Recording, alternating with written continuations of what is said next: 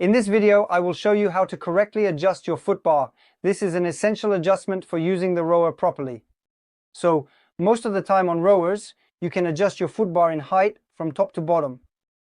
On some other models of rowers, particularly the smaller rowers, there is no possible adjustment for the height of the foot bar. Generally, I always recommend investing in a rower that allows this adjustment because it is really something essential on rowers.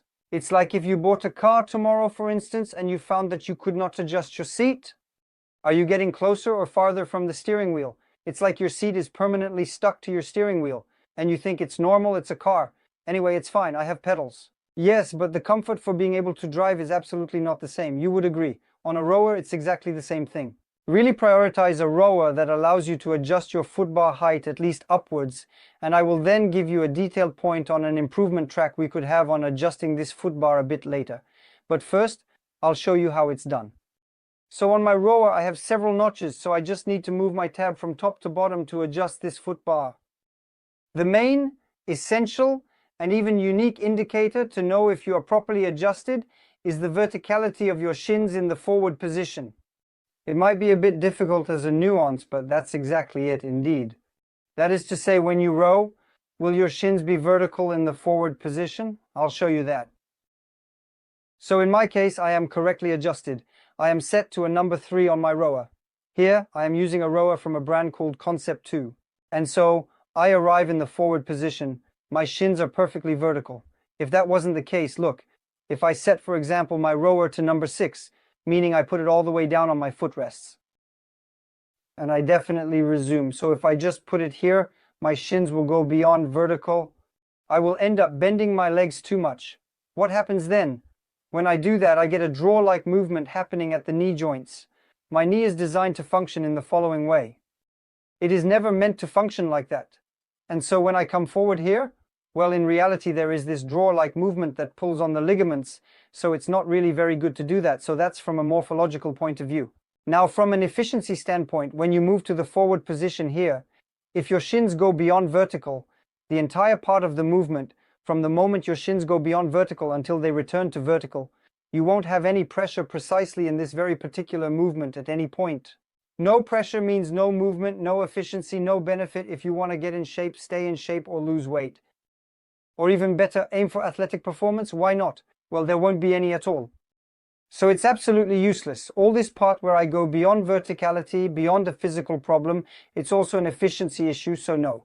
Next, you might also encounter another problem if you go to the opposite extreme. So if I set it to 0, my feet will be very, very high, and it will block my shins, as you will quickly notice in my extreme leg flexion position.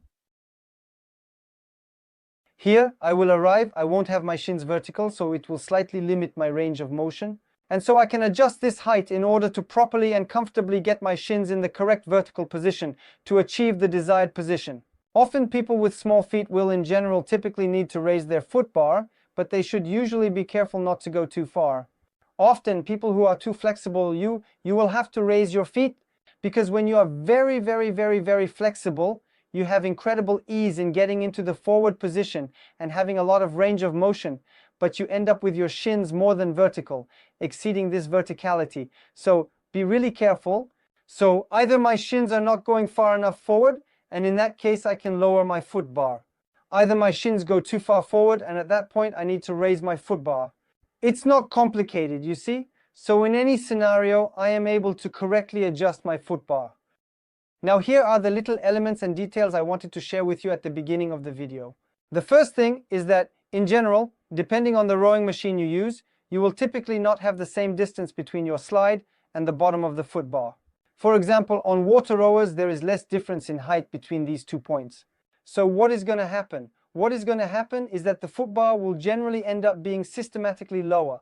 That means depending on the rowing machine you use, you won't have the same height of the foot bar either.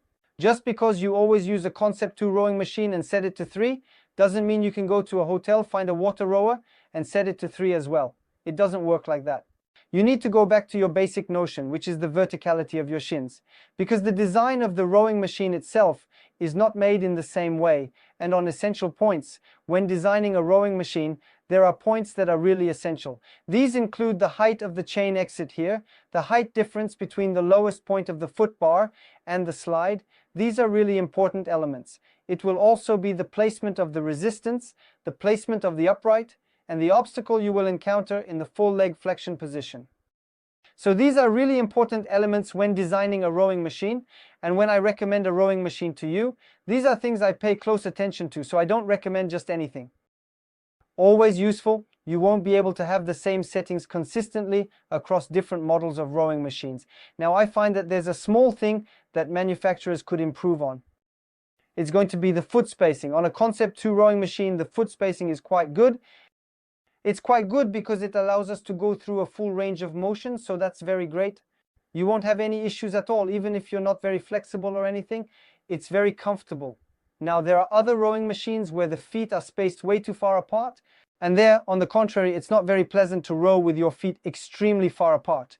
And in the other scenario, you might have your feet very close together. Most of the time, for example, water rowers have the feet quite close together. This means that for people who are less flexible, when the feet are very close together, it is a bit more difficult to move forward. So most people generally handle it anyway, but I think it would be good to have an adjustment that allows us to go both up and down, but also to move sideways in order to. Or having your feet a bit wider apart on rowing machines like the Remora O, or that type of machine you see. So I think this could be an interesting development for rowing machine brands. So if you hear me, if you want to make a nice little improvement, this could be it. Another improvement that could be cool as well is the inclination of the foot bar. Right now it is inclined at 45 degrees in this manner, but it's more about the orientation of the toes. If we had some kind of pivot that allowed us to have the toes slightly outward, here, the toes slightly outward, it would also allow us to gain technical ease, as it bypasses all the flexibility issues we might encounter. In a rowing boat, the feet, by the way, if you get into a real rowing boat, the feet are not straight, they are always slightly to the side. On the other hand, they are very tight, rather tight, like on water rowers. But you gain a bit more ease by having your feet a little further apart. And besides, we're not on a real rowing boat, we're on dry land, so we can afford to be a bit more lenient with the equipment. In any case, I hope this has answered your question, that you now know how to adjust your foot bar, at least in terms of height, and that it will help you see if your shins are vertical or not for a good session on hammer. This was William. It was a pleasure to make this video for you to help you out. If you have any questions, just leave a message in the comments and I'll be happy to answer.